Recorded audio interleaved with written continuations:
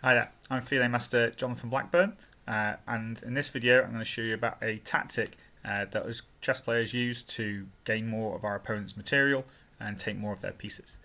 So this video series is all going to be about pins. In this video I'm going to tell you what actually a pin is and show you some examples of it in a chess game. Then I'm going to move on to different types of pins and also exploiting pins as well. Which is obviously the main thing to do and how you can get the most out of them. And also sometimes the reverse, how can you get out of a pin if you're currently under attack and wondering what to do. So this first video is just all about what actually is a pin. In this position it's white to play, and you can use pins pretty much with only the straight line moving pieces. So this is your rooks, your bishops and your queen, because it's all about attacking one piece, and then behind it there's going to be another piece that's of a higher value. So therefore if the first piece moves out the way, you're either going to be able to take that piece or it's not allowed to move out the way.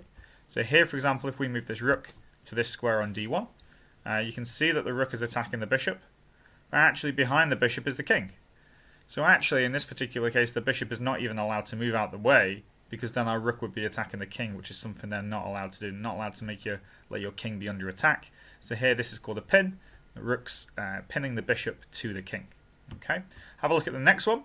We're going to use a different piece here this time. Here we're going to use the bishop. See if you can see what move white should play here. And the move that white should play here is bishop to this square, pinning the rook to the king diagonally this time. Okay, so okay, this rook could have been a knight. Could really be quite any pieces here. And it doesn't always have to be to the king to be a pin. But this rook now cannot move. It can't move out the way, can't move anywhere, because otherwise the king would be in check. So this is a bishop pin example. We then have, let's have a slightly harder one. So we've got here, we're the white queen, and actually there's two pins in this position.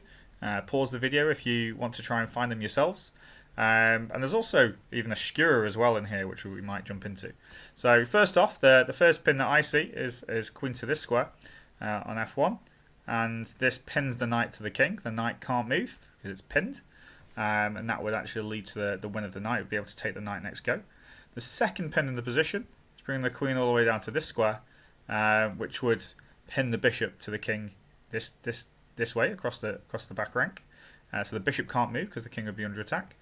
I know that we've done forks before, so just so you know here, queen to this square would be check, and you'd be attacking the knight at the same time, so that would be a nice fork. And you've also got a skewer here as well, so the king is in check, and then when it moves out of the way, we'll take the bishop next go. But the main thing from this one is look at the pins going down in these directions. Of course, the queen can also pin diagonally as well. It's just a different example. And then the last one that I really want to show you is kind of like how it starts in normal chess. So here, for example, we've got full armies on the board, and white and black have both made some very common moves at the start of the game, and you can start to see how pins can come into the game very quickly. So first of all, here we go, white move this light square bishop to this square b5, and we're actually pinning the knight to the king. In this case, obviously the king's the most high value piece. It doesn't have to be pinning to the king.